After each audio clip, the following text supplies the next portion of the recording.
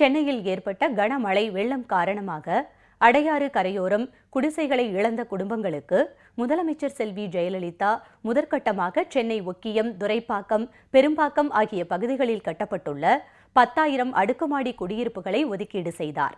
மேலும் இவர்கள் தங்கள் உடைமைகளை புதிய உறைவிடத்திற்கு கொண்டு செல்வதற்காக 5,000 ரூபாய் இடமாற்றப்படியாகவும் மாதம் 2,500 ரூபாய் வீதம் ஓராண்டுக்கு 30,000 ரூபாய் பிழைப்பு படியாகவும் வழங்கப்படும் என்றும் முதலமைச்சர் அறிவித்தார். இந்நிலையில் புதிய அடுக்குமாடி குடியிருப்பில் குடியேறிய மக்கள் புத்தாண்டை மகிழ்ச்சிகரமாக கொண்டாடியதாக தெரிவித்ததோடு தங்களுக்கு புதிய வாழ்க்கையை ஏற்படுத்தி கொடுத்த முதலமைச்சர் செல்வி ஜெயலலிதாவுக்கு நெஞ்சார்ந்த நன்றி தெரிவித்தனர். இதுகுறித்த ஒரு சிறப்பு செய்தி தொகுப்பு.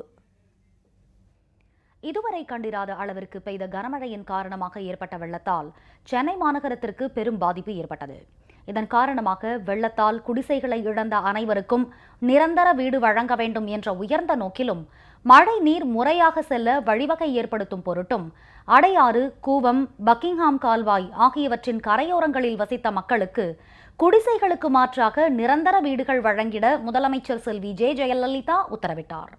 இதன்படி தமிழ்நாடு குடிசை பகுதி மாற்று வாரியத்தின் மூலம் புதிதாக 50,000 வீடுகளும், அனைவருக்கும் வீடு திட்டத்தின் மூலம் 50,000 வீடுகளும் கட்டித்தரப்படும் என்றும் அறிவித்தார்.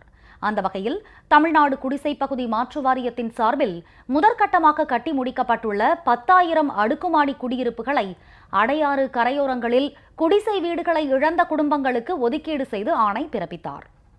இந்த குடியிருப்புகள் ஒவ்வொன்றும் பல்நோக்கு அறை, படுக்கை அறை, சமையலறை, குளியலறை மற்றும் கழிவறை, குடிநீர் வசதி, மின்சார வசதி, மின்விசிறி ஆகியவற்றுடன் அமைக்கப்பட்டுள்ளன.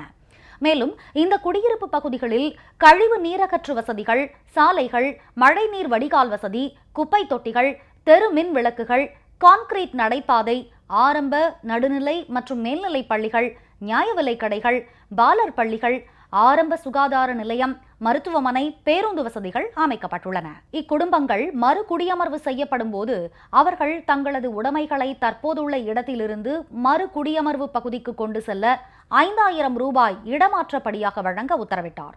இதன்படி இவர்களுக்கு நிதி உதவி வழங்கப்பட்டுள்ளது. மேலும் இம்மக்களுக்கு மாதம் 2,500 ரூபாய் வீதம் ஓராண்டிற்கு 30,000 ரூபாய் பிழைப்பு படியாகவும் வழங்கவும் முதலமைச்சர் உத்தரவிட்டுள்ளார். குடியிருப்பு ஒதுக்கீட்டு ஆணைகளை பெற்றுக்கொண்ட சுமார் 1000 பயனாளிகள் தங்களுக்கு குடியிருப்பு பகுதியில் சகல வசதிகளையும் செய்து கொடுத்துள்ள முதலமைச்சர் செல்வி ஜெயலலிதாவுக்கு தங்கள் நெஞ்சார்ந்த நன்றியை தெரிவித்துக் கொண்டனர். முதலமைச்சர் அம்மா அவர்கள் எல் நகரில் புதுசாக வீடு கட்டி கொடுத்து, கரண்ட் வசதி சேர்ந்து கொடுத்து, 2வது ஓட்டு ஐடி, ரேஷன் கார்டு,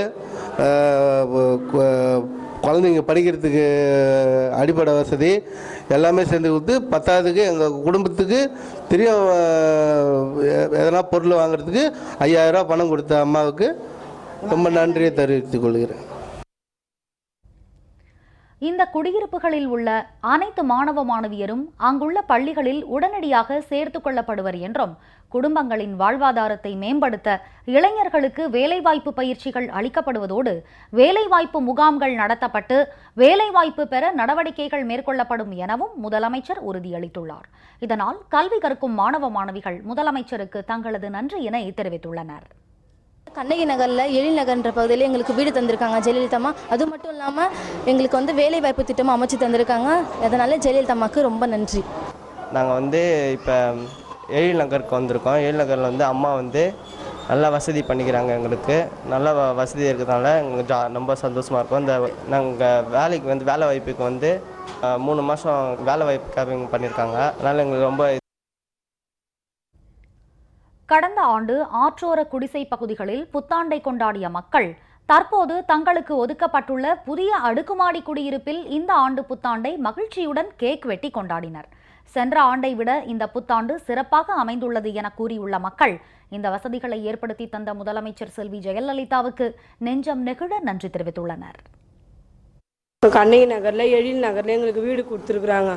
4 அடுக்கில் கொடுத்துருக்குறாங்க. இங்கே தண்ணி வசதி, கரண்ட்டு வசதி, சாப்பாடு வசதி, மேலே ஃபேனு எல்லாமே செஞ்சு கொடுத்து எங்களுக்கு போன வருஷம் புத்தாண்டுக்கு இருந்ததோடு இந்த வருஷம் புத்தாண்டு நாங்கள் ரொம்ப சந்தோஷமாக குடும்பத்தோடு இருக்கிறோம். முதலமைச்சர் அம்மாவுக்கு நாங்கள் எல்லாருமே நன்றி சொல்கிறோம். மழை வெள்ளத்தால் பாதிக்கப்பட்ட மக்களுக்கு போர்க்கால அடிப்படையில் நிவாரண உதவிகள் வழங்கி வீடுகளை இழந்தவர்களுக்கு புதிய குடியிருப்புகளையும் ஒதுக்கி மக்களை இயல்பு நிலைக்கு திரும்பச் செய்த முதலமைச்சர் செல்வி ஜெயலலிதா தலைமையிலான அரசு மக்களின் அரசு என்றால் அது மிகையல்ல. ஜெயா பிளஸ் செய்திகளுக்காக காஞ்சிபுரம் வைத்தியநாதன் மற்றும் நித்யா.